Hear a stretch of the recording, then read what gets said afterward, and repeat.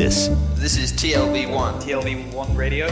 Great mixture. I like Tel Aviv. This is still V1. This is Tel Aviv is a beautiful city. Great city, great radio. TLV1. This is TLV1.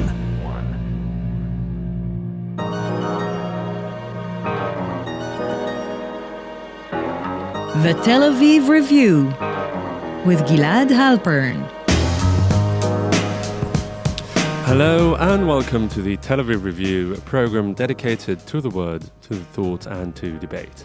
I'm your host Gilad Halpern, and every week I'll be engaging in close encounters of the intellectual kind with writers, scholars, documentary filmmakers, or simply people of all trades and vocations who have done something to make our lives a tad more interesting. And on our show today, our first guest will be Dr. Sarab Abu Rabia-Queder, a researcher at the Jacob Blaustein Institute for Desert Research at Ben-Gurion University of the Negev, who specializes in the impact of higher education on Bedouin women.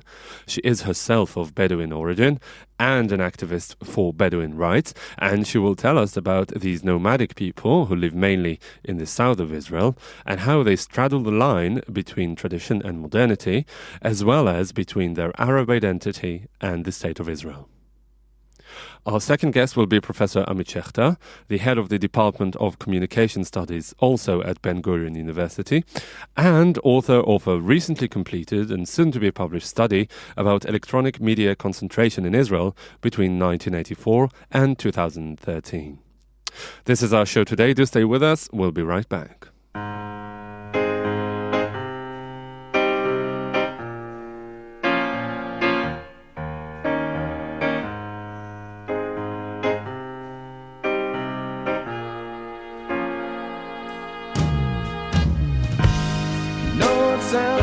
But I just can't stand the pain.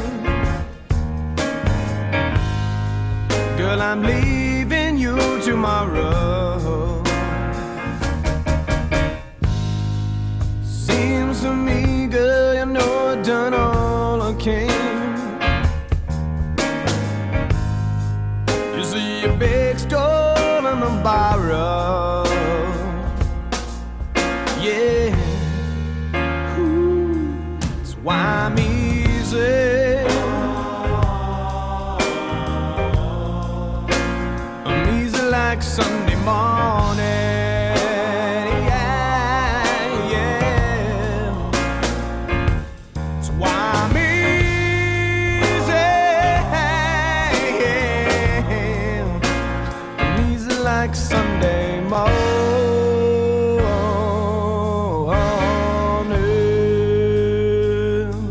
I wanna be high,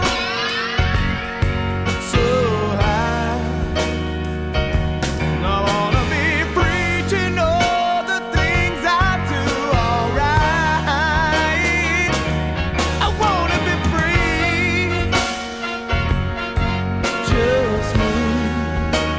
Oh, baby.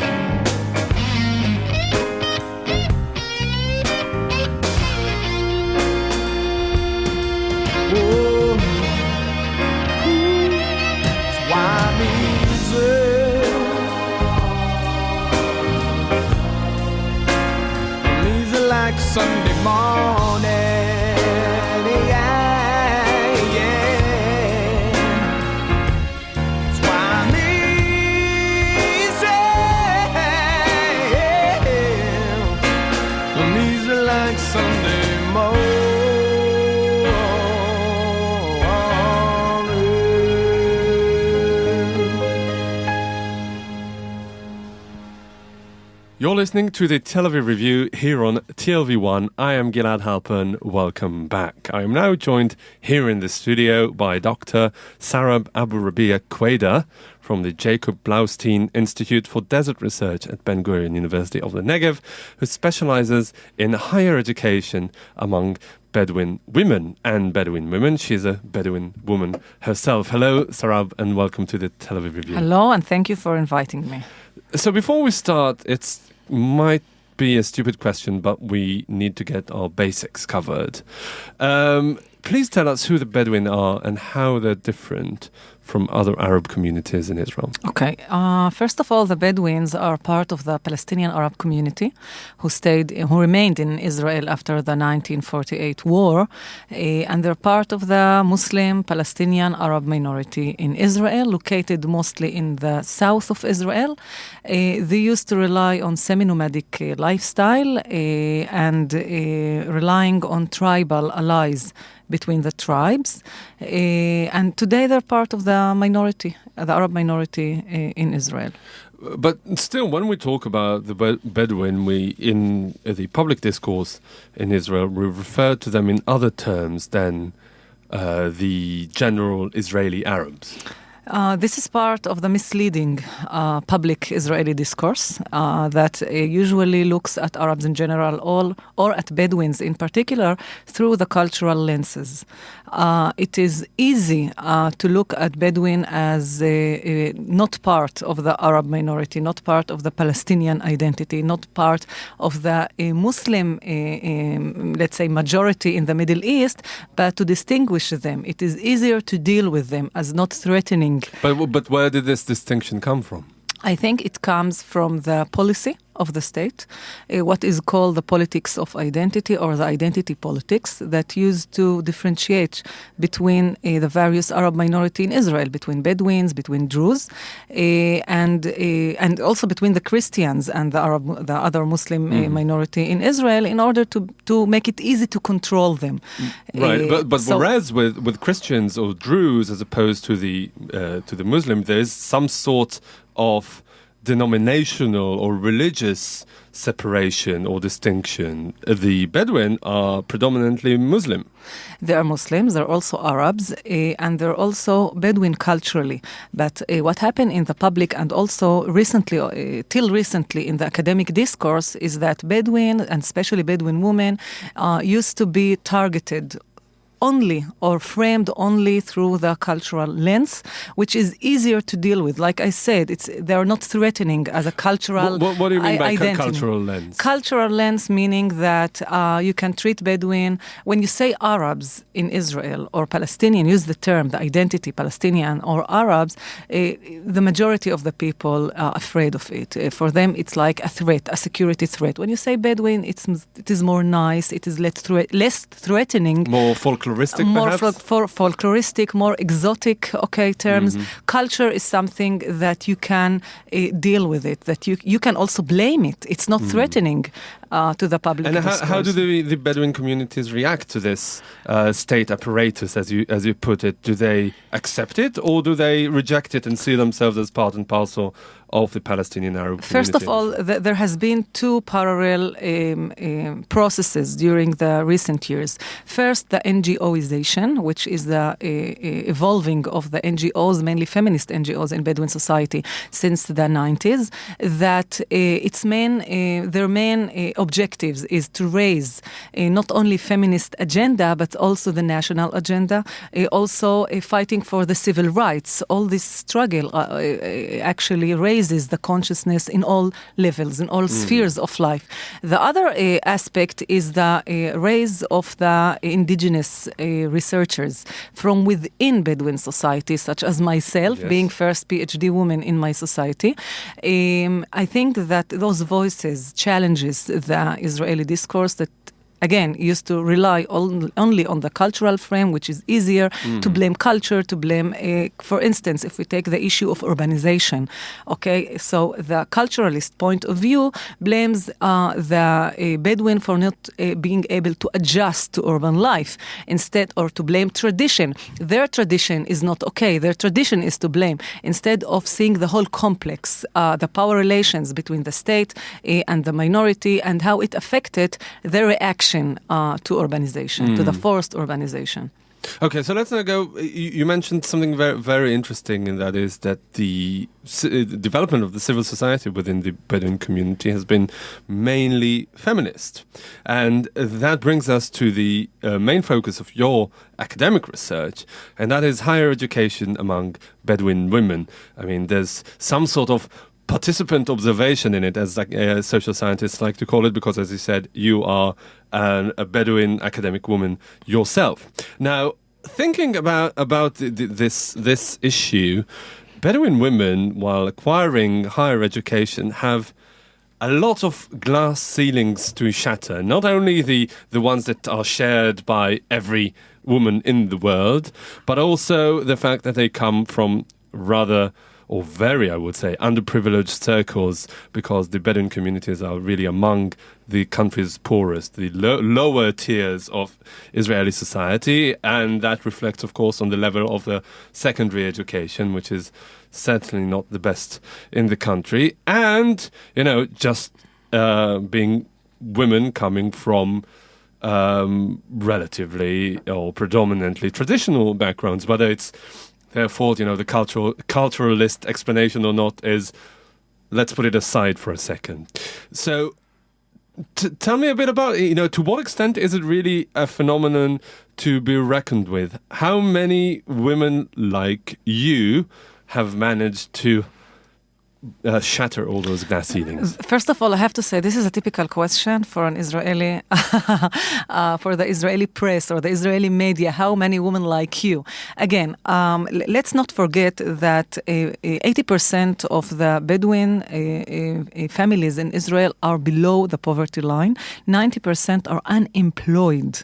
This is the poorest and the most unemployed group population in Israel, okay? 90%? 90% are unemployed, only 5% academic. Now, we have to look at two processes, the political history of the Bedouin education, which affected the status of women in their enrollment to higher education. So I will speak about myself later on, but let me put it all in context. First of all, between 1948 and 67, there was a military administration here in Israel that put the Bedouin, the 11,000 remained Bedouin, in a siege area, which is a fence area, and prevented them for attending to higher education and employment. So only the sons of the notable sheikhs who had special connections with the authorities could have special permission to go and study in boarding school, British school in the north of Israel. And I can say that my father's family is part of this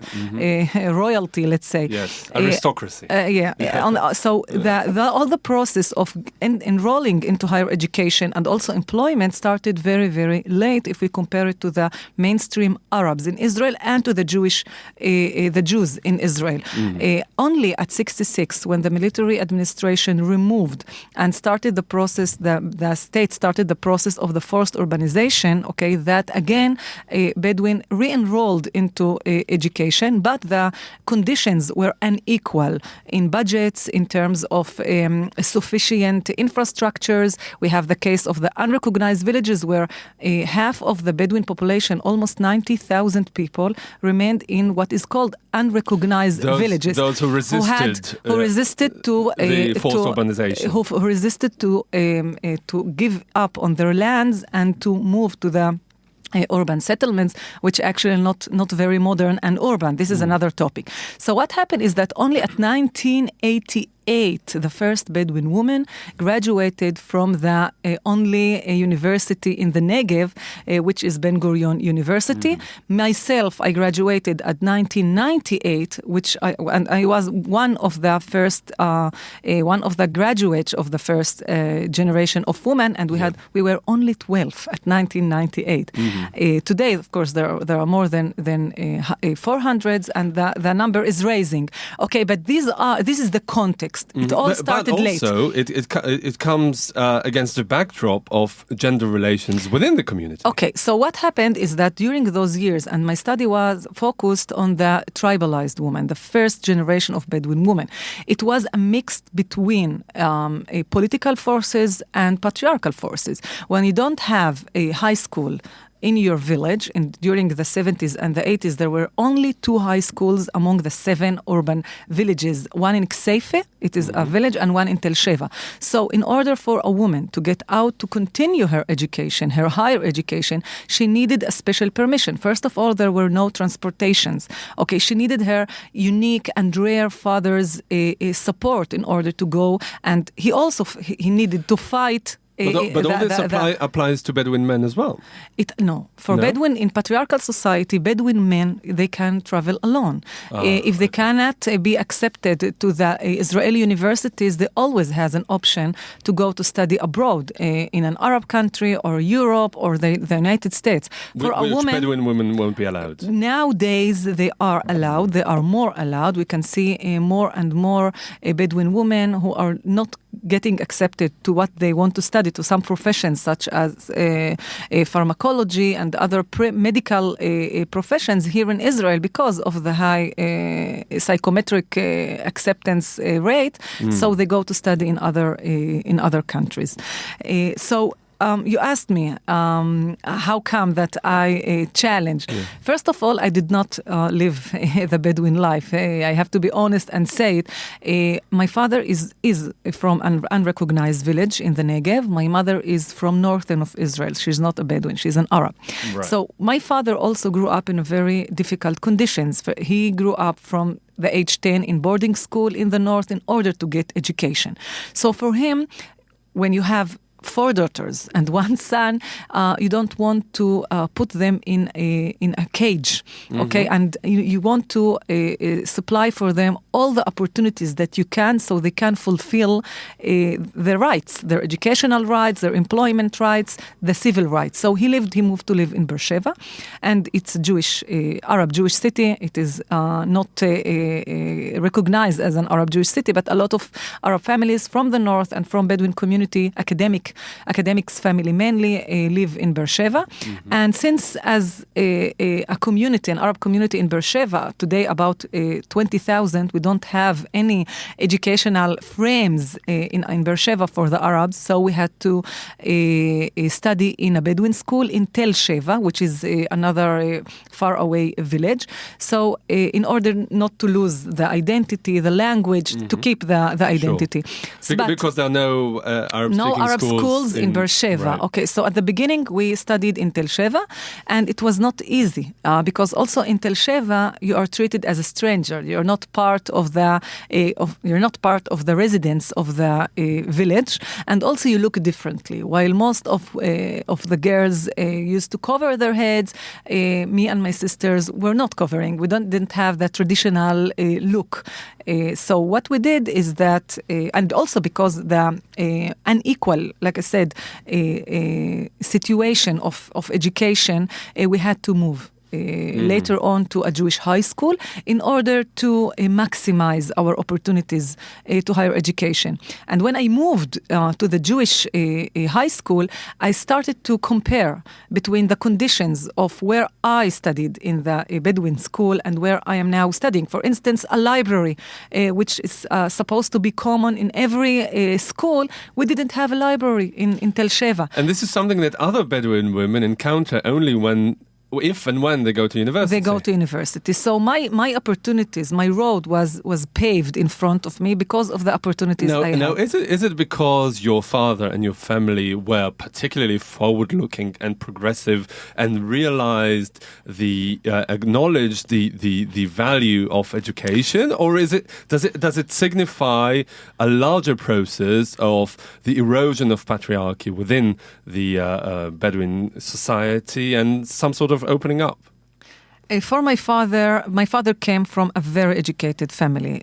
Like I said, my grandfather, which I never met, he had 8 sons and 3 daughters. He sent all his sons to boarding schools. They're all educated. Not his daughters, though. Not his daughters, again, because the situation prevented it. If they had schools in nearby, I think they would, because now they send their daughters to schools. So for my father, it was a crucial thing for educating us. And also my mother, she's very educated as well. My father also was the first Bedouin physician from his community. So I felt like he had a lot of responsibility on his shoulders, mainly because he was a father of 4 daughters and then and a son. So you have to prove to society that even if you are a father of daughters, which is something not very accepted, legitimate in Bedouin society, it's looked down upon. Exactly. So you have to prove that your daughters, mainly living among the Jews, that they are well educated. Right.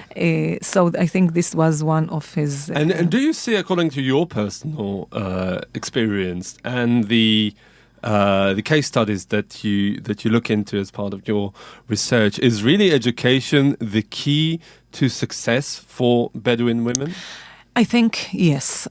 First of all, if you look at all the NGOs, the feminist NGOs today in Bedouin society, all of the initiators of this organization, or of those women who make the change, who feel burned for their society, feel that they want to change for their society, are educated women, because they have the knowledge, they have the expertise.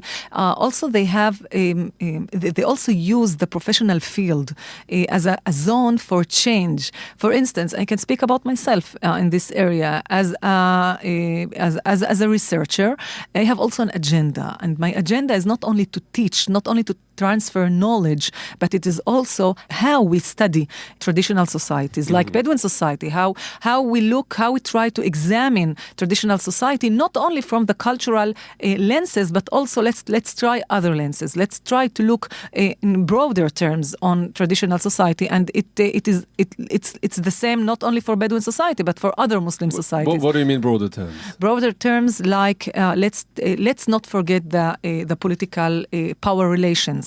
Right. My recent study, for instance, which dealt with the professional women, and I used intersectional analysis in this study. Suddenly, I discovered this analysis revealed middle-class professional women, and this class category was not used in research so far. So it's important that we take broader. Do you draw parallels between Bedouin women and Jewish women in Israel? Do they encounter the same sort of problems in terms of higher education and glass ceilings, etc.? I think the main way to measure it is to look at statistics. If we take employment, if we take also enrollment into higher education, unfortunately, Arab and mainly Bedouin sector is the most marginalized, is not leading, is the most population that is behind all statistics. Of course, the glass ceiling for Bedouin women is much higher than the glass ceiling for other women. And not only because institutional barriers, not only because policy, not only because culture. I'm not saying culture is not to blame or patriarchy is not to blame, but not the only reason, but also because of the image of stereotype Okay, when you look at and this is the problem with the cultural frame. When you look at Bedouin women, okay, you try. Sometimes you're surprised. Wow, she speaks Hebrew very fluently. Wow, she managed to gain a higher position. How she did it? Her head is not covered. Her head is not covered. She's a Bedouin woman. She's supposed to be oppressed. She's not. So no, okay, and this is what my agenda in my research tried to prove to the academic discourse. To try to break this, to make these cracks, okay, in the hegemonic, essential identity of Bedouin and Muslim women. Do you have children? I have 3 boys. And what kind of my joy? Yeah, so then, yeah, lucky for you and lucky for them. So, what kind of education are they getting? Okay, this was a dilemma. My children study at the bilinguistic school, which is an Arab Jewish school in Beersheba, in the city, because it is very important for us to balance between identity and knowledge, identity and education, pure knowledge. I mean, one would not come at the expense of the other. Unfortunately, sometimes one comes at the expense of other, because if you want to go to, if you want to emphasize the education or on your identity, okay, sometimes you miss other knowledges, okay, that the main, so you have to make this comparison and as this balance. And as parents, very, very consciousness parents, we try to, if there is a gap, we try to fix this gap, okay, by extra private lessons and things like that. But they are very aware to what's happening. We live in Beersheba, and when they go to their grandparents in the unrecognized village where my husband come from, they always compare. Why don't they have and we have? Why don't they have building? They cannot. Why don't they live in buildings like we do? Why don't they have electricity like we do? They think also sometimes that it is their blame. They don't want to be progressed, but I explained to them, the wider context, so they would know. And it's very important for me that my children be aware and be to criticize, to use criticism in their thinking, not to accept everything as taken for granted in life. But you ended up marrying a Bedouin. This was, at the end of the day, part of your identity, of your tradition. Exactly. I chose him, but unfortunately it was not easy. And here I can link between the personal story and the academic career and the academic story or agenda. When I met my husband, I discovered that we were not fitted according to the tribal rules. According to tribal rules, I came from a higher status tribe, and he came from what considered to be a lower status tribe. And it goes back to the history of the Bedouin who came first, who owned the lands and who did not own and who were landless. So there is a taboo, okay, in Bedouin society that we are not allowed to marry. But according to Islam, we have the right to marry because we are both Muslims. So I fought for it. It was not, again, I raised in a home that taught us that we are not taking things for granted. So for me, it was not taken for granted that I'm going to give in on my rights. This is my right according to Islam, according to Sharia, and according to human rights, to universal human rights. So we had to fight for it. And of course, my parents supported us. And after 2 years, we ended. Wait, so if your family supported you, who did you have to fight against? I had to fight the other tribes, the tribal allies. Suddenly I discovered, again, because I lived in Beersheba, I didn't have to cope with it, to face it during my youth. But when I graduated from my first degree and I met my husband, suddenly I discovered that we have these taboo issues, and also not only that as an individual you are part or interconnected to a wider tribe, and this tribe is connected in allies to another wider and wider links to another tribes. Suddenly these whole tribes, okay, fought and resisted my marriage, my choice. So in a certain time, also in a certain period of this struggle, my fight stopped to be on a fight, on a man, because you're not sorry, but you're not worth to fight for. But no, this is only a joke. My husband, sure. yes, my husband was worth to fight for, but it was a fight for the choice, the right to choose. Okay, the right to choose according to all legitimate. So when I saw that, and you won. Of course, I won. I didn't saw any other. I didn't saw in front of me any other option. So when I saw that higher education gave me, autonomy, gave me individuality, gave me responsibility, gave me this kind of characteristics, and those characteristics came in conflict with tribal ethos, historical tribal ethos that is unfair, is unequal, is religiously illegal even. It drove me to write my PhD on the first generation of Bedouin women and the value of, or the question of, does education necessarily means enlightenment in the case of Bedouin women? After they graduate from university, from higher education institutes, what happened when they go back to their homes, to their villages, to their tribes, and want to choose a spouse? And here I found what I call the paradox of education and femininity, where Bedouin women, when went to university, it's not only encountering, a different or a strange national space, it's also a mixed space, a mixed tribal space. They met men from what I call forbidden tribes, forbidden tribal boundaries, and some of them wanted to marry with them, but the taboo, the historical ethos, tribal ethos, prevented that. So they all had to... So the two clashed, and they had to deal with this and there are different strategies where I elaborate in my book and in my academic papers how they deal with it. I have to say just one sentence that...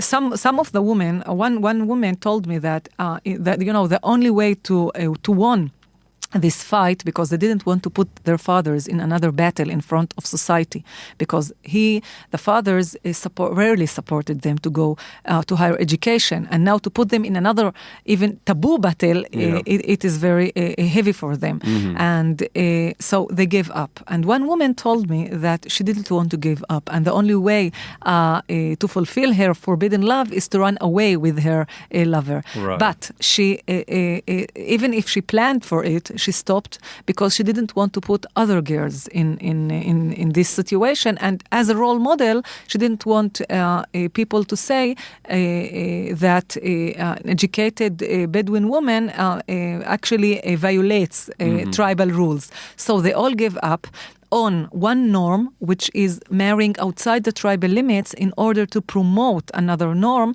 which is continue to go to higher education and So I'd like to ask you about this. Did it not backlash because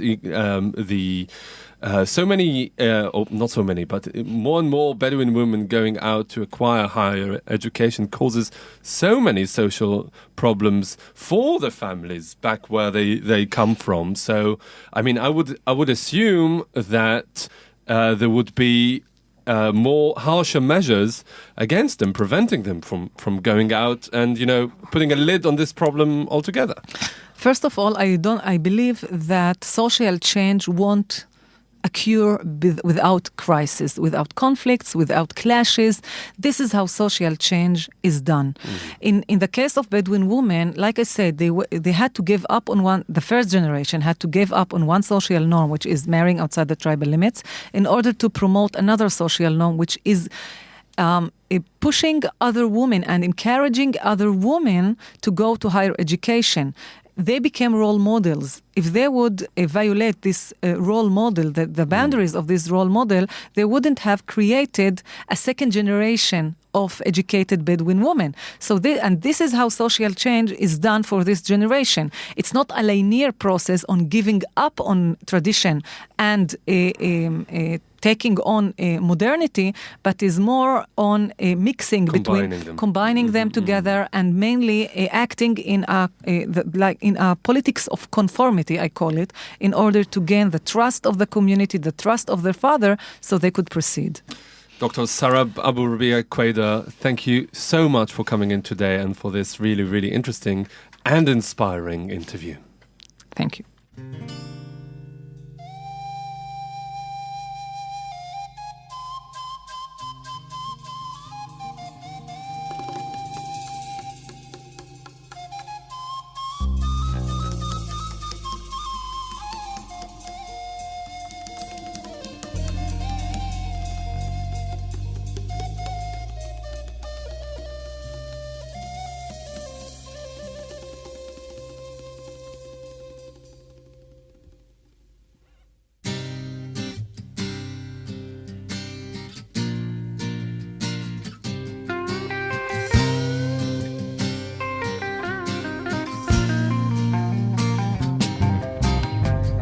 צלילי חליל אל החולות של המדבר היה שולח, ליטפו את גוף הערך והסופה טרפה הכל, חדה להיות כמו החולות, אני רוצה אותך כמו סלע, אז הבטיח לא לנדוד שוב כמו החול, כשהרוחות אותו ליטפו בעוז אחז במות האוהל, אוזניו תמו לא לשמוע, לא לנשום כללת הצליל, אתה נבד לחש מדבר, אתה נקבר באוהל צר, והכבשים באו בוואדי כמו חליל. וואו וואו וואו וואו, קול קורא לנדוד לנדוד, וואו וואו וואו וואו, קול קורא לנדוד לנדוד.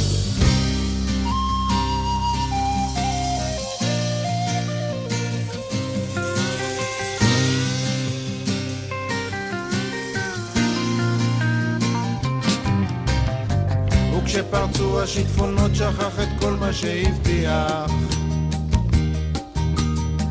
אל הצלילים של החליל הושיט ידיים בסופה, במחול טירוף בין קני הסוף נסחף שיקור כמו חול ברוח, גם הסלעים פרסו כנפיים כמו ענבה, וכשחזר שוב על סוסו להעמיק את מות האוהל, על היריות היא בחוטים ובצבעים מילים רק מה, ברוך שובך בוגד איך עוז היטב במות האוהל, כי גם אותי סופה נודדת סחפה. וואו וואו וואו וואו, קול קורא לנדוד לנדוד, וואו וואו וואו וואו, קול קורא לנדוד לנדוד.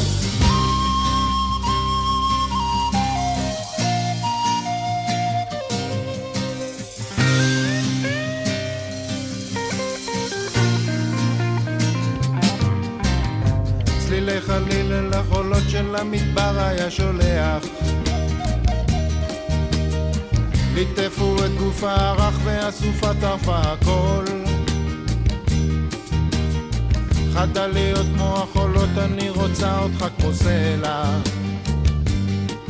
אז הבטיח לא לנדוד שוב כמו החול. וואו וואו וואו וואו, קול קורא לנדוד לנדוד, וואו וואו וואו וואו, קול קורא לנדוד לנדוד.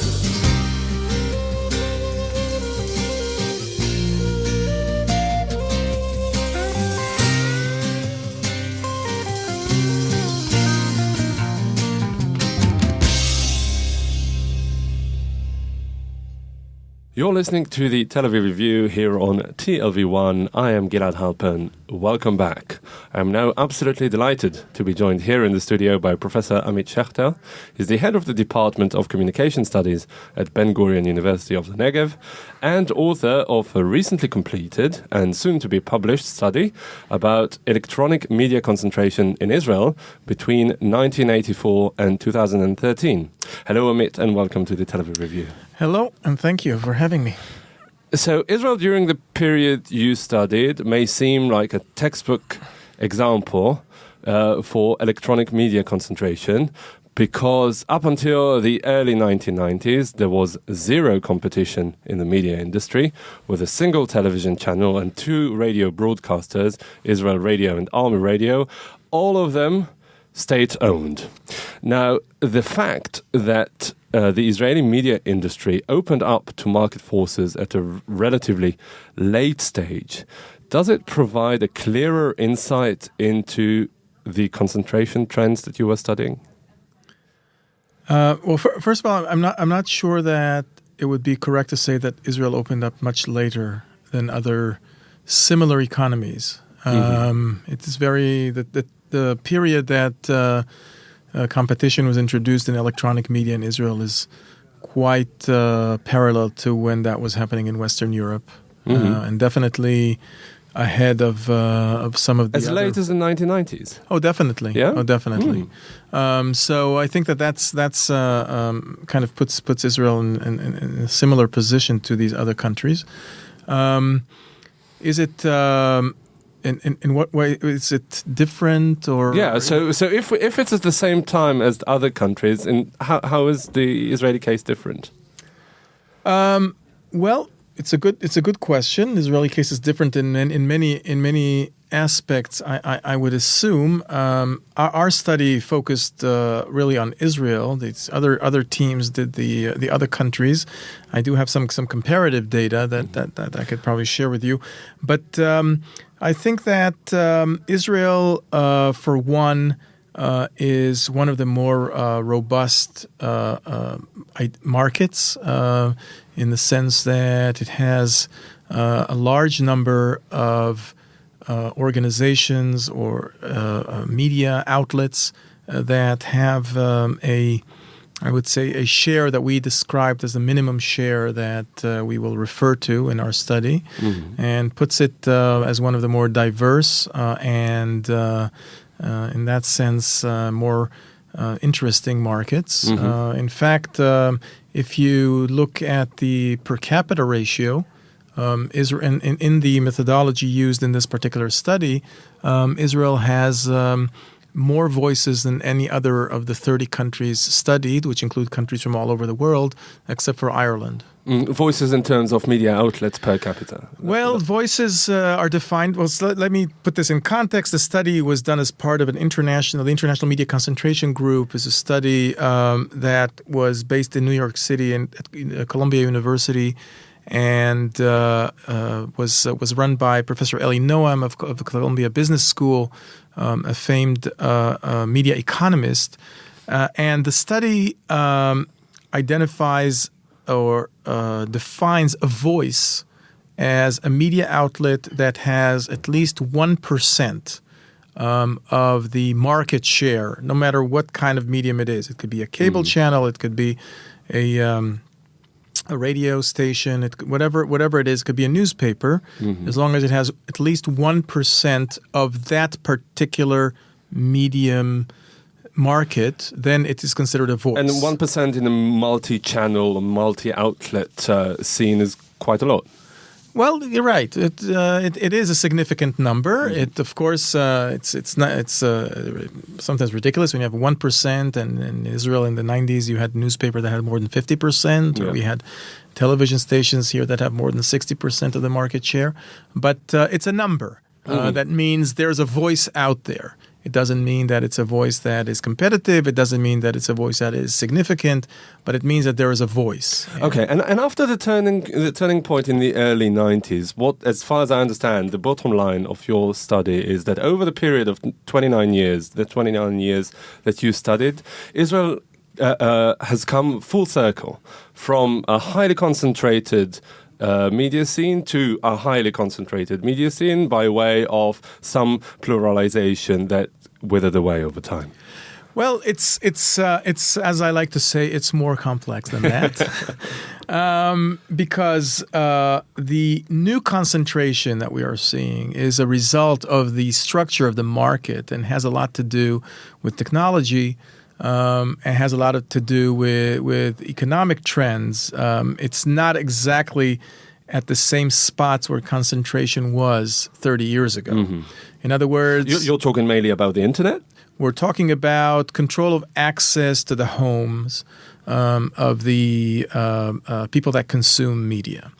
So if in the... And we're talking here only about electronic media in that sense. So if in 1984, when we started, the IBA had 100% of the television market because it was only one television channel. And if in so in the 2000s, we saw much more competition with Channel 10 and adding to Channel 2, which arrived in the 90s. Then we're seeing there less and less competition, but that's because Channel 1 has become very, very weak. But that is not the main point that we're trying to make. The main point is that more and more consumption is now online. And it is either of cable or multi-channel television, what we call either cable or satellite, and it is of media over the internet. The amount of people that are on a given evening watch broadcast television is less than a third of the people that are watching television at the time. So 2/3 of the people are on multi-channel television at that point. So that's where we're looking at. And if you're looking there, and if you're looking at the internet, which is of course growing, and people are consuming more and more news on the internet, then you can see that there is growing concentration in access. But that's really problematic, because if you look at news sites, the whole idea, the whole rationale of the news sites is that it's a multi-platform and multi-format outlet. I mean, you can't really... Or my question here is, can you really talk about news sites as, I mean, make that separation between broadcast and text? No, we're not separating. What we're seeing is the conglomeration of these. In other words, there is a nice level of competition on news sites, for example. However, the two largest news sites, one of them is also a newspaper, which is also one of the two largest newspapers. Which we're talking about Yedioth. And the other is a television station, which is Mako, which is Channel 2. Right. And the third one is Walla, which is owned by Bezik, which is the major provider of internet service. So what we're seeing here is that we have a creation of groups, of a small number of groups that control the whole line. From content through different types of content to the actual access of the reader, listener, viewer. Okay, so that's exactly my next question. To what extent does it really have an impact on the content? I mean, you focus quite a lot on the concentration of infrastructure as well, as you pointed out now. Is there really a clear correlation between the economic forces that you just described in terms of concentration, etc., to the actual determination of the news agenda? We did not study that, and I always have to say that. I mean, to see that connection is first of all, it's a matter really of common sense, and I think we can look at what's going on in the Israeli media just in these last few weeks, and we can see that there is a connection between ownership and between content. And recently it's been more around the political agenda and about politics. Usually it's really more about economics. The best example we've had in Israel of economic interests was the takeover of Ma'ariv over the 2000s by the Dankner Group and the way that it served their one of the largest business groups in the country. One of the largest business groups in the country. If not the largest. That went under eventually and, of course, sold Ma'ariv. But the point being that promoting the economic agenda is something that is common and well known, but we did not study that. That requires a different type of study. We looked only at the numbers. Okay. But I'd like to ask you, in principle, about concentration in the media industry. Economic concentration in general is a problematic thing when you look at competition as something that would benefit the greater good at the end of the day. Do you think that this is twice as grave in relation to the media because of the role that it plays in the public debate, safeguarding democracy, etc.? Well, I don't know if it's twice as much, 1.5 times or 2.5 times as much, but it is clearly a bigger problem. I think that one can resolve concentration in the gas market and one can resolve concentration in the supermarket or the bank market using only economic means. But media markets have an importance in society that goes beyond economic questions. And therefore, their role in contribution to healthy democracy is something that I think we all understand. We're sitting in a radio station. And so the fear of concentration in media markets is, of course, its impact is on different levels than just the economic one. I'd like to ask you perhaps a methodological question. Why did you focus on electronic media? I mean, you... We didn't. Right. Okay. The first part of the study that we've made public has the electronic media. Right. The rest of the study will come out in the spring in a huge book called Who Owns the World's Media, which will have all 30 countries in it. That's easy, Rupert Murdoch. Right. Well, you'll be surprised, as Eli Noam says in his presentations about the comparative data. The largest owner of media in the world is not Rupert Murdoch. I'll let you guess who it is. It's probably Google. No, it is the government of China. So we have to look at things in proportion. With all our respect to Rupert Murdoch and Google, they are nice players, but they're not as big as the government of China.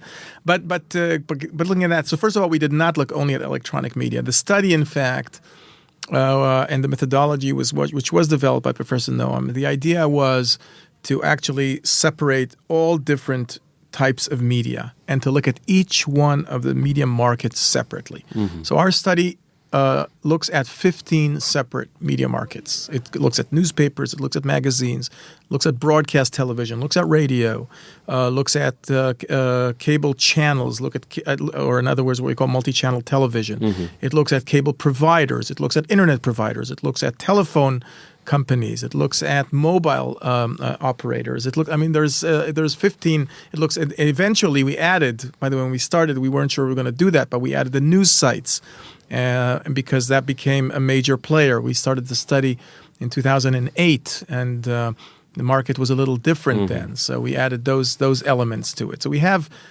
all of the different media markets, I think, that are relevant in this study. Okay, but if we look at the heightened concentration, it is, at the end of the day, quite counterintuitive in the era of the internet, because what the internet brings is a lot more competition and to a certain extent some kind of deregulation of the consumption.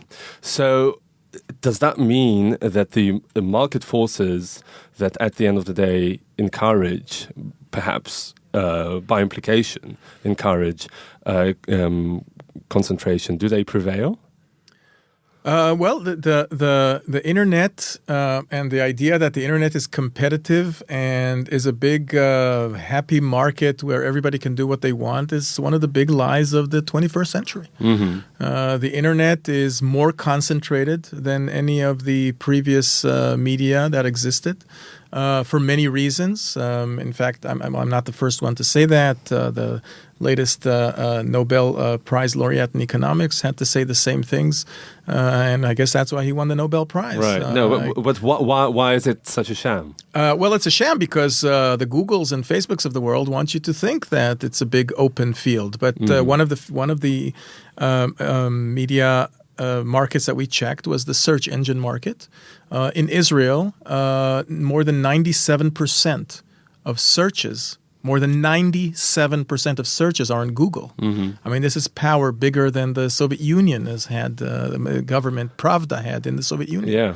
So, and if you think that what Google gives you when you search for something is some, they like to call it an algorithm. So it sounds something neutral, as if there are no interests involved in what you are looking at.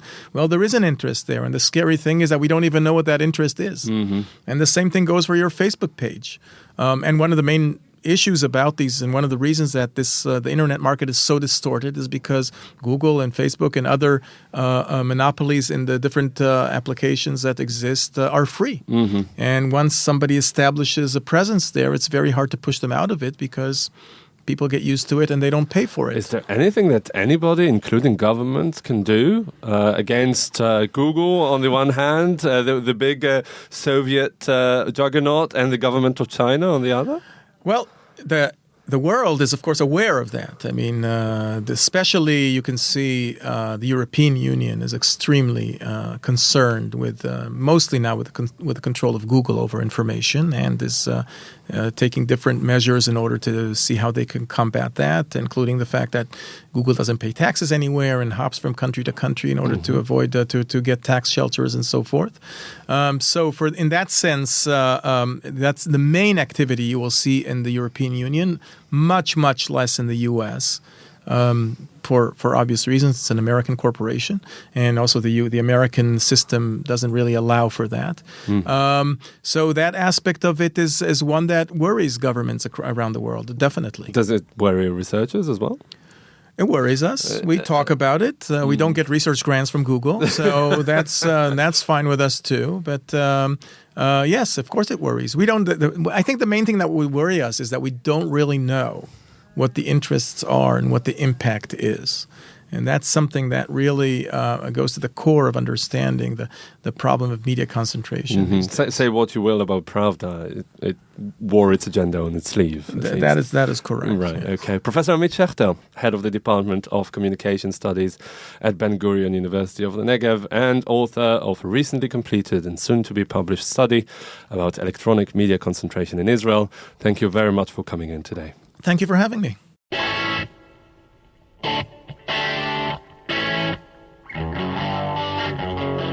And this brings us to the end of our show today. Thank you very much for listening. Also, big thanks to Adam Shir and Leo Peleg, the technical producers of this show.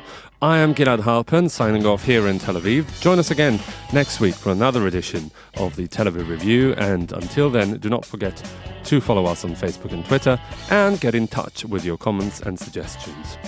See you again next week. Until then, goodbye.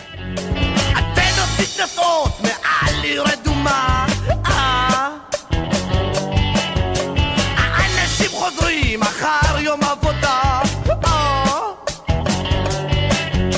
יושבים בתוך קורסה והיד אל המקלט אורות כחולים הציפו עיר והוא מתחיל בתשדיר רד מעל מסך הטלוויזיה שלי רד מעל מסך הטלוויזיה שלי שלי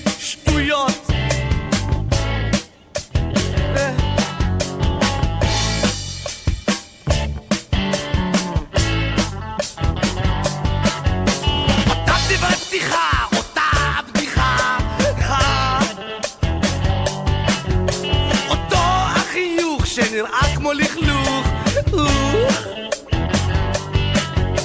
אולי תעשה טובה ותצא מהתמונה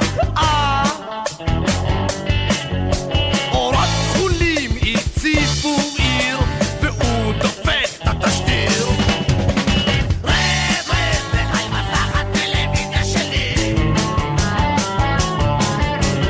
רד מעל מסך הטלוויזיה שלי